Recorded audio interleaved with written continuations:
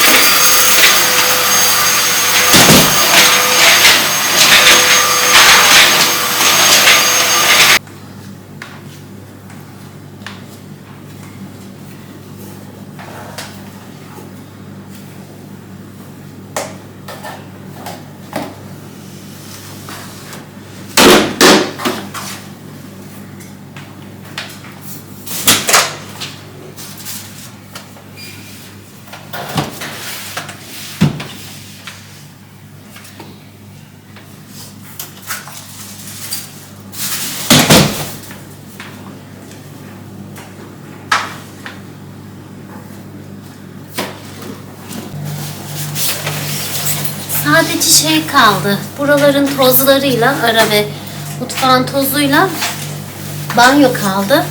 Ama ben şimdi gidiyorum, oğlumu almam gerekiyor. Hızlı hızlı hemen gideyim de gelince onları da halledeceğim. Yapacağım dedim, yaptım, bitirdim temizliği. Oh, vallahi rahatladım. Banyoyu zaten hemen hallediveririm. Duşakabini falan yıkamayacağım şimdi çünkü oraya porçöz sıkmam gerekiyor. Bu birazcık benim nefesimi tıkıyor. Şu an bu duşakabini yıkarsam epey bir nefesim daralacak. O yüzden çantamı da hazırladım.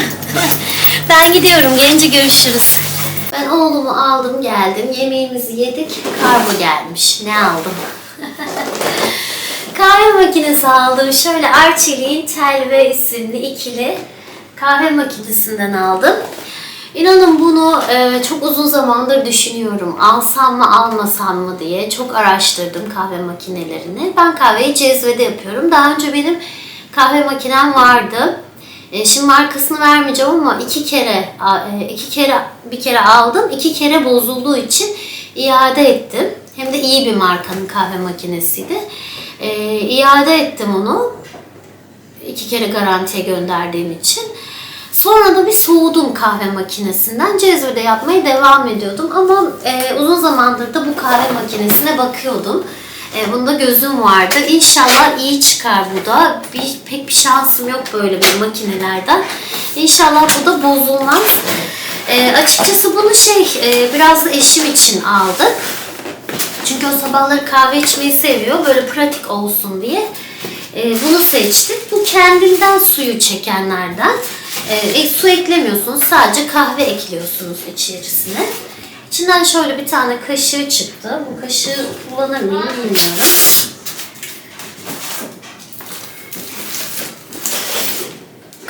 Şöyle üstünde var. İkili bu. Şunları da çıkarayım. Bunlar da cezveleri. Ben gri rengini tercih ettim. Bunun rose gold olanı var sanırım. Başka beyazı var mı? Bilmiyorum, beyazı var mı? Griyi tercih ettim. Benim çünkü çaycım da gri renk. Mutfağım da gri. Uyumlu olsun diye bunu seçtim. Bu rengi. Şurada yerleri var. Mıknatıslı.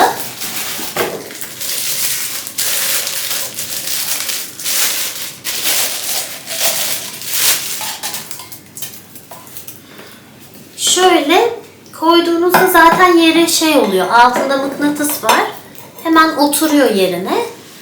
Şu şekilde. Şu jelatinini de çıkarayım.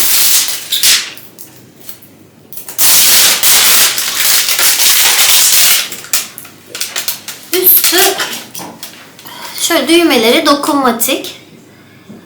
Arkada da su haznesi var.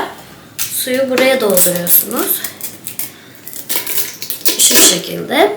Buradan kendisi suyunu çekiyor. 3 kişilik oluyor. Bir cezvede 3 kişilik kahve oluyor. Burada da 3 kişilik oluyor. Toplam 6 kişilik kahve yapabiliyorsunuz. Bir de şurada düğmeleri var. O düğmeler ne işe yarıyor bakmam lazım. Böyle bir kahve makinesi aldım kendime. İnşallah dediğim gibi iyi çıkar. Kahveyi de güzel yapar. Tabii ki birlikte bununla bir kahve yaparız. Ben şimdi bunun aparatlarını yıkayayım. Tozlarımı alayım. Toz kaldıydı biliyorsunuz. Banyomu falan yıkayayım. Bununla bir kahve yapalım. İçelim. Bakalım nasıl olacak. Bunu da yerine yerleştireyim. Şu dolabın üzerine koyacağım bunu. O dolabın üzerini de bir düzenleyelim. Böyle bir düzenleme işine girişelim yine.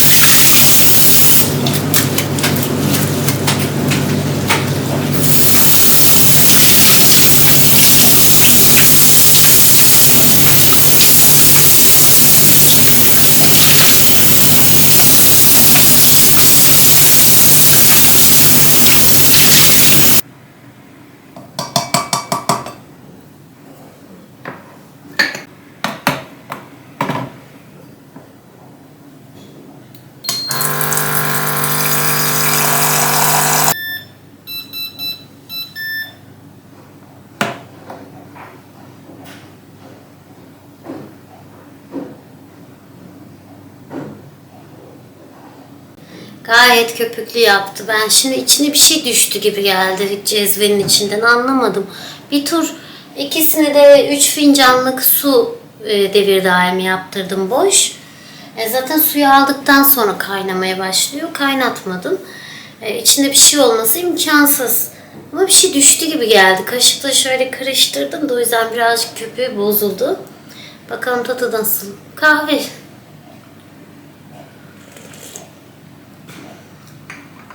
Bence gayet güzel yapmış. Şey diyor, kahvesini diyor kendi kaşığıyla, o çıkan kaşığıyla koyun diyor. Ve şu ortadaki düğmeleri de yaptım. Fincan boyutu, küçük fincan, orta boy, büyük fincan. Onu ayarlayabiliyorsunuz. Ben açtığımda orta boy fincan yanıyordu.